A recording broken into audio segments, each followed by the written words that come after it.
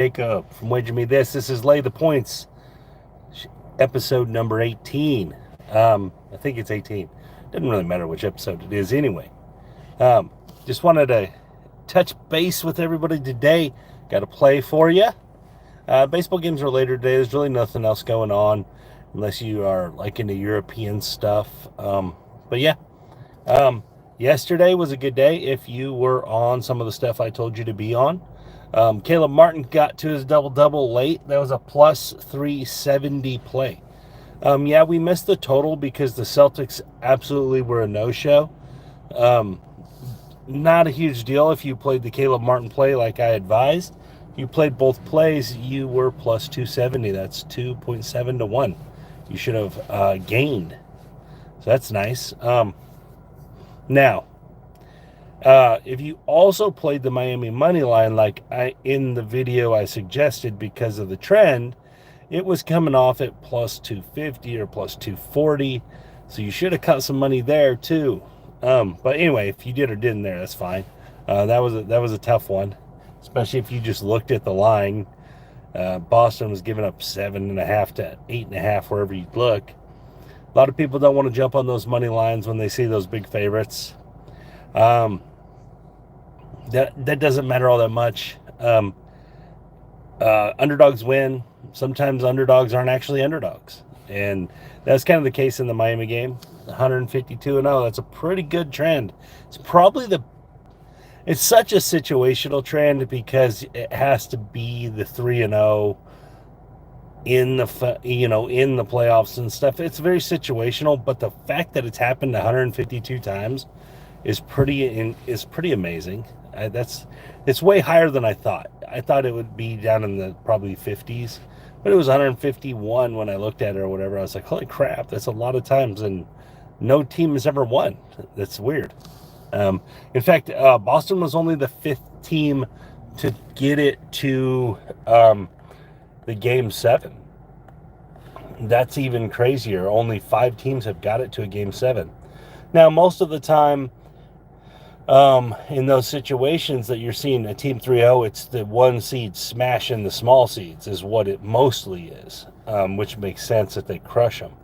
In this case, it was totally flip-flopped, right? It was the last team in the Eastern Conference playoffs beating the one seed. So it was a unique. If you bet Boston, I understand why. Like I can find a path to betting Boston. I can't find a path to laying 8 points, but I can find a path to betting on Boston, looking at that game.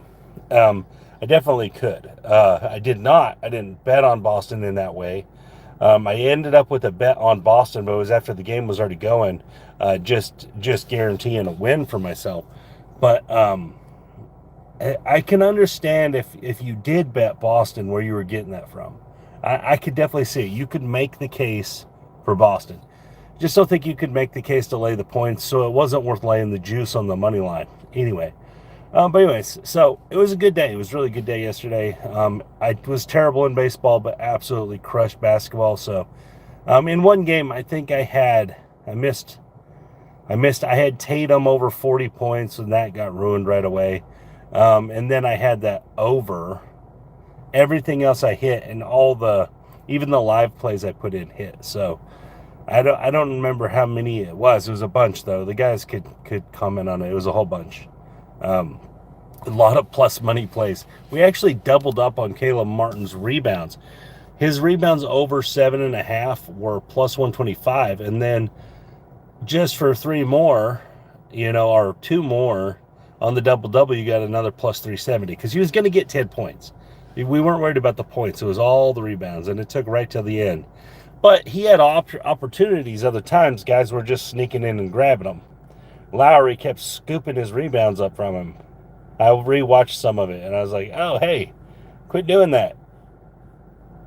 But anyway, moving on to today. Baseball's a big slate today, so it's a lot of games. I didn't see a ton of value in it. There wasn't like a bunch of games that just jumped out to me like, hey, these are ones we should be playing. I do like the Texas game a lot, and that's where I'm going to go here. I like Texas because I like Perez. If you look at Perez statistically, he shouldn't be 6-1. But Texas hits the ball when he pitches, and for whatever reason, he wins. He's 6-1. He wins. Texas wins games when he pitches. It was the same thing for DeGrom earlier in the year. When DeGrom has pitched for Texas, they haven't lost. So part of it is that Texas is just really good offensively. That's a big part of it. But the other part of it is those pitchers have that confidence. I think there's some confidence stuff there where they know that their bats are going to probably put up 5 or 6 runs, so they can be a little more, take some more risks and go after hitters a little more because they know they're going to get the run support. Where guys like Alcantara and guys that pitch for teams that don't score, they have a little tougher time, right? They have to be more careful. And so I feel like that helps these Texas pitchers. Guys, from what I've seen this year, I know everyone wants to jump on the Tampa Bay bandwagon. And Tampa Bay had that great start. But Texas has been the best team in baseball, in my opinion. Overall, Texas has been the best team. And I think that will continue. I think Texas is going to kind of end the year as the best team in baseball, especially if they get DeGrom back. They've got healthy in the fielding positions now. I think Tampa Bay fades a little bit, and we see Texas's overall just hitting prowess just maintained, because the reason they score so many runs is because they're deep. Like 1 through 9 is good hitters, and now with Seager back, it just gives them so much more. They're just tough. And then they have good enough pitching. It's not perfect pitching, but it's good enough. And it's way above average. Now, their bullpen is absolutely garbage.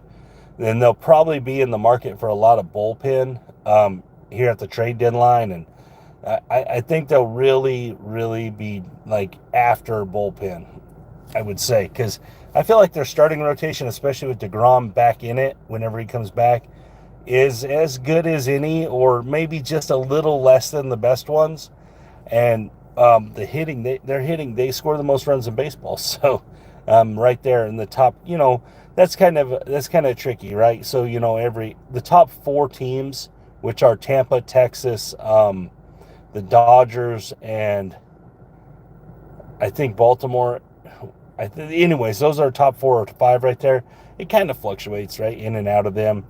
One team has a 12-run game, and then it changes, But anyways, they're all in the top. But I like the Texas money line today. It's 130. 130 is not great juice, but when you get a 6-1 pitcher with the Texas hitters, 130 is okay. It's not a terrible play. I actually have 2 units on it myself. So that's kind of where I'm at with that one. I like that Texas money line tonight. Again, like I said, I didn't see a lot in baseball that was just really intriguing to me today. It just, some days are just that way where it just doesn't line up well. In baseball, there's so many games and so long of a season that, you don't have to make a ton of bets, even though this year I've already made a ton of bets. But anyway, doing pretty well since the start of the baseball season. Not necessarily percentage-wise either. I'm not even at 50%, but I bet so many plus bets that I've done well because of the plus money. And that's, now in basketball, I've turned the NBA all the way around as part of it too, as I've done really well in the NBA. But as far as Major League goes, as far as wins and losses, I'm not great this year. But as far as actually making money on it, I've done really well. And that's because of the plus money betting. That's because I don't give up big juice. So when I win, I try to win even-ish money or better, And that's a big thing. It's a big thing that, like, I've hammered this home a lot on these episodes, is that you want value. If you don't have the value and you're betting a bunch of minus 200 stuff all the time and all your bets are that, you have to win so many of them. You have to be right so much that it's just not realistic. So you got to stay in the value section. Stay with those small pluses, or stay with them very small giving up juices. I mean, you just got to be, you have to be in there to be successful over time. Now, you can have small runs where you're going to be really great. But over time, if you're not in that value area of these sports bets, you're going to really, really struggle over time. It's going to eventually bleed you to death. The juice will. So again, keep that in mind when you guys are making these plays. Keep in mind that a plus 110 is far, far better than a good favorite at minus 150. And I know it doesn't seem that way, but if you plus 110, you have to only win half of them. So if you can go 1 out of every 2 on a plus 110, you're better than taking those 150 favorites, because on those you have to win 2 out of every 3 to be successful. So I would much rather only have to win 1 out of 2. It's 16% different. That's pretty good. That's a good percentage boost. But anyways, yeah, just a lot of. I got a kid baseball game today. My kid be playing. My kid plays second base most of the time. He pitches every now and then. He's an absolutely terrible pitcher, and he knows it too. But there's just not a lot of kids that are willing to get up there and do it. So, and then he hits pretty well. You know, he's a good hitter. We spend a lot of time with the hitting. Second base is what it is. Once you kind of learn at little league level, you know, you're not turning a lot of double plays or nothing. So, he can field the ball, he can catch the ball, and he can throw to first. There's not a lot to it, you know, at this level. So, we spend most of the time on hitting. I've seen him this year so far, one hop one to the fence. It was about 10 feet short. I would like to see one go over, but I don't know. We'll see. He's just not quite powerful enough yet. Maybe next year, because he still has little league. You know, maybe next year he gets a little more beef to him, and he can put one over. But I think we're just a little too lacking of the power yet. But we're getting there. We are trying. We practice a lot. I do everything with this kid. Whatever he wants to do, I don't care. He's fun. My youngest one's on his way up, and my youngest one's a lefty, so we're gonna have a little more interesting athletic stuff with that one. But anyways, yeah, so we're going Texas money line today. We're gonna get another winner today. I like it. Good stuff today. I don't know if you guys care about the the World Series of Poker and all that is going on, been going on a little while. I love that stuff. I love poker. There you go. Yeah, he'll definitely score a run, because likely he'll get walked onto base at least once.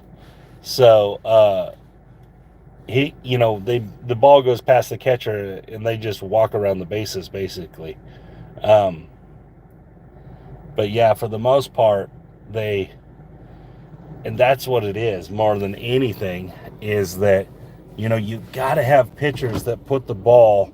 Sorry, these road graders are coming by me. I'm in my car. You got to have pitchers that put the ball in the strike zone. It doesn't even have to be hard at this level, you know, but they got to put it in the strike zone. If they don't put it in the strike zone, a lot of these kids won't even swing. They just won't swing. So they just get walked on, and then it just goes by them, you know. It goes by the catcher, and now it's a double, and then a triple, and then whatever, you know. And next thing you know, they just walk in. And most of the games get decided by walks. So, our pitchers, that's one thing we're lacking on a little bit. We have trouble with the strike zone. We've definitely ran into some pitchers that were throwing batting practice baseballs, and we lost to them because we had kids that wouldn't swing the bat. They just wouldn't even swing it. And I was just like, what are y'all doing? Swing the bat. But anyways, I'm driving home right now real quick. I had to go. See, I live out in the country, guys. When I say I live out in the country, I'm going to show you guys this really quick.